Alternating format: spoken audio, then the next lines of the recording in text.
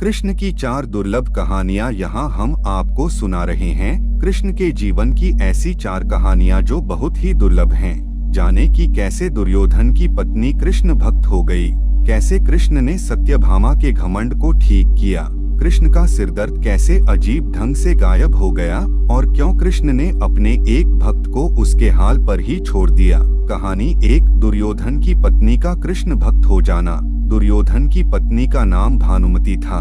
वो एक बहुत ही सुंदर लड़की थी और जब कृष्ण दुर्योधन के महल में मेहमान बनकर आए तब वो सिर्फ 17 साल की थी। दुर्योधन ने एक षड्यंत्र रचा जिससे कृष्ण को नशे की हालत में लाकर कोई वादा करा लिया जाए। उसने सभी तरह की व्यवस्थाएं की और इस बात का खास ख्याल रखा कि भोज में खूब अच्छी मात्रा में शराब भी हो। दुर्योधन के दोस्त भी आए और सभी ने इतनी शराब पी कि वे सब नशे में धुत हो गए, पर कृष्ण ने अपने आप को शांत रखा और वे हर किसी को खुश करते रहे। इस सारे हंगामे में भानुमति ने भी कुछ ज्यादा ही पी ली, जितनी वो पी सकती थी।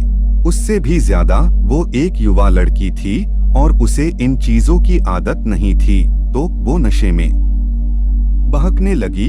कुछ समय बाद सभी लोग बहकने लगे और चीजें काबू से बाहर जाने लगी। भानुमति अपने पर काबू खो बैठी। वो कृष्ण से लिपट गई और उनके लिए अपनी इच्छा प्रकट करने लगी। कृष्ण ने उसे किसी शिशु की तरह संभाला और वे समझ गए थे कि स्थिति खराब हो चुकी थी। वे समझ गए थे कि भानुमति अगर कुछ गलत कर बैठी तो बाद में संभाल नहीं पाएगी और हस्तिनापुर की रानी का गौरव कलंकित हो जाएगा।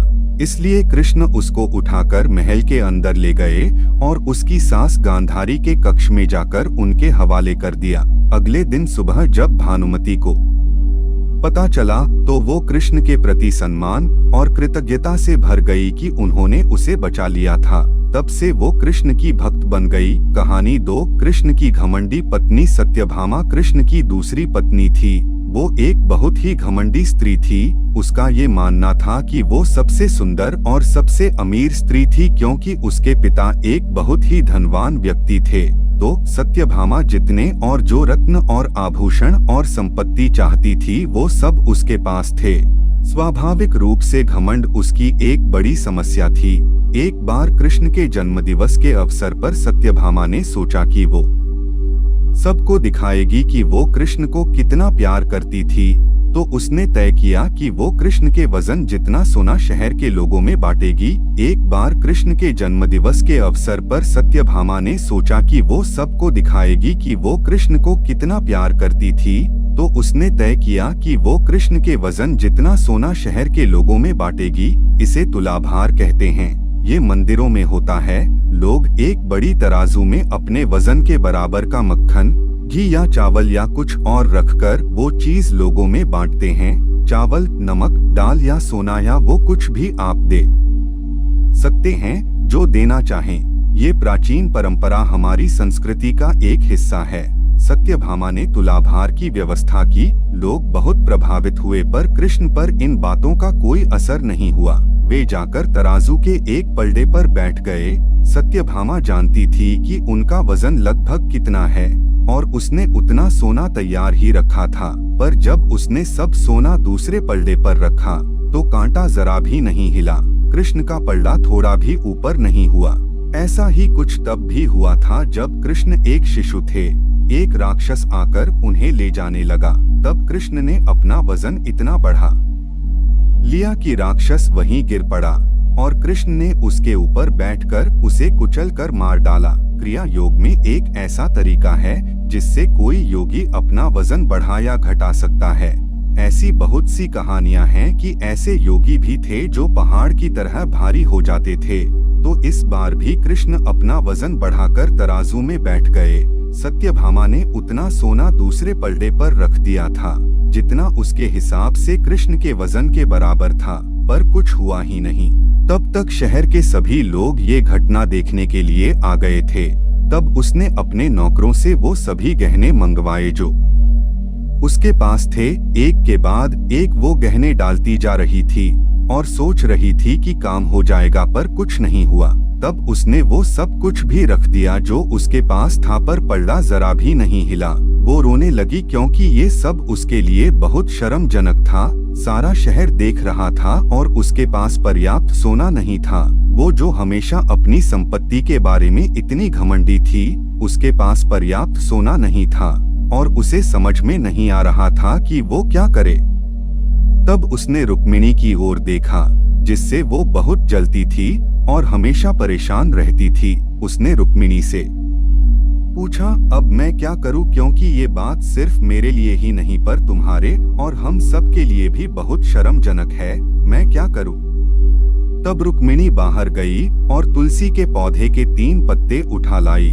जैसे ही तुलसी के वे पत्ते उसने तराजू के दूसरे पलड़े पर रखे, कृष्ण का पलड़ा तुरंत ही ऊपर आ गया। कहानी 3। कृष्ण का अर्धभक्त। एक दिन कृष्ण दोपहर में खाना खा रहे थे और सत्यभामा बहुत ही खुशी और गर्व के साथ खाना परोस रही थी, क्योंकि वो ऐसे व्यक्ति नहीं थे जो रोज खाना खाने घर पर आए।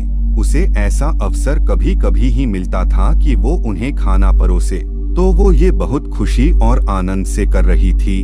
खाने के बीच में ही कृष्ण अचानक उठ खड़े हुए और हाथ धोए बिना ही दरवाजे की ओर दौड़ने लगे।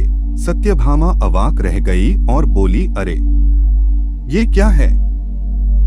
खाना तो खा लीजिए और फिर जाइए। कृष्ण बोले, नहीं, मुझे जाना जरूरी है, और मुख्य दरवाजे की ओर दौड़ पड़े। पर अचानक वे वापस मुड़े और खाना खाने बैठ गए। तब सत्यभामा ने पूछा, आप इस तरह क्यों दौड़ पड़े और क्यों वापस आ गए? ये सब क्या है?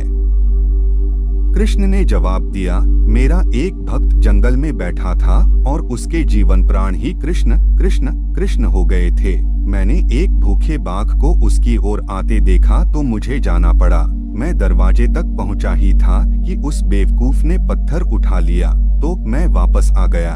अब उसे अपने आप ही अपनी परिस्थिति संभालने दो। कहानी 4। कृष्ण के सिरदर्द का इलाज। एक बार कृष्ण के जन्मदिवस के अवसर पर उत्सव मनाने के लिए बहुत बड़ी तैयारियां की गई थीं। नृत्य, संगीत और भी बहुत कुछ। लोग बड़ी संख्या में इकट्ठा हुए पर कृष्ण घर में ही बैठे रहे। वे शायद उसमें भाग लेना नहीं चाहते थे। वैसे तो कृष्ण हर तरह के उत्सव के लिए हमेशा तैयार ही होते थे, पर इस दिन किसी वजह से उनकी इच्छा नहीं थी। रुक्मिणी आई और पूछने लगी, नाथ, आपको क्या हो गया है? क्या बात है? आप उत्सव में शामिल क्यों नहीं हो रहे? कृष्ण बोले, मुझे सिरदर्द है। हमें नहीं मालूम उनको वास्तव में सिरदर्द था या नहीं। हो सकता है कि वाकई हो, और ये भी संभव था कि वे नाटक कर रहे हों। उनमें वो योग्यता थी। कृष्ण बोले, कोई जो मुझे वाकई में प्यार करता हो, वो अपने पैरों की धूल अगर मेरे सिर पर मल दे तो मैं ठीक हो जाऊंगा। रुक्मिणी बोली, हमें वैद्यों को बुलाना चाहिए। तो वैद्य आए, उन्होंने हर तरह की दवाइयां दी। कृष्ण बोले, नहीं, ये सब चीजें मुझ पर असर नहीं करेंगी। लोगों ने पूछा, तो हमें क्या करना चाहिए? तब तक बहुत सारे लोग इकट्ठा हो गए थे। सत्यभामा आई, नारद आए, हर कोई परेशान था। क्या हो गया? क्या हुआ है? कृष्ण को सिरदर्द है, हम उन्हें ठीक करने के लिए क्या करें? कृष्ण बोले, कोई जो मुझे वाकई में प्यार करता हो, वो अपने पैरों की धूल अगर मेरे सिर पर मल दे तो मैं ठीक हो जाऊंगा। सत्यभामा बोली, ये क्या बात हुई? मैं आपसे बहुत प्यार करती हूँ, पर ये नहीं हो सकता कि मैं अपने पैरों की धूल लेकर आपके सिर पर लगाऊं। हम ऐसा काम नहीं कर सकते। रुक्मिणी रो रही थी। हम ये कैसे कर सकते हैं?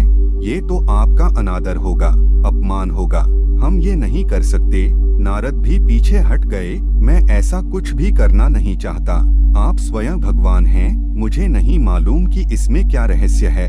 पता नहीं इसमें कौन सा जाल होगा। मैं अपने पैरों की धूल आपके सिर पर रखूंगा तो हमेशा नरक की आग में जलूंगा। मैं ऐसा कोई काम करना नहीं चाहता। चारों ओर बात फैल गई। हर कोई सत्ते में था। हम ये काम नहीं कर सकते। हम सब उन्हें बहुत प्यार करते हैं, पर ऐसा करके हम नरक में जाना नहीं चाहते। उत्सव मनाने के लिए लोग कृष्ण का इंतजार कर रहे थे, पर कृष्ण अपना सिरदर्द लेकर बैठे थे। फिर ये बात वृंदावन तक पहुंची। गोपियों को मालूम पड़ा कि कृष्ण को सिरदर्द है। तब राधा ने अपनी साड़ी का पल्लू फाड़कर जमीन पर बिछा दिया और सब गोपियां उस पर नाचने लगीं। उन्हें फिर वो पल्लू नारद को देकर कहा, इसे ले जाइए और कृष्ण के सिर पर बांध दीजिए। नारद वो धूल भरा पल्लू ले आए और उसे कृष्ण के सिर पर बांध दिया। कृष्ण का सिर दर्द तुरंत ठीक हो गया। कृष्ण ने हमेशा स्पष्ट रूप से बताया कि उनके लिए कौन सी चीज सबसे ज्यादा महत्वपूर्ण थी। हालांकि वे राजाओं के साथ घूमते थे और उन्हें बहुत से राज्य भेंट किए गए, पर उन्होंने वे नहीं लिए। उनके लिए यही सच्चा, निस्वार्थ, सरल प्रेम ही महत्वपूर्ण था।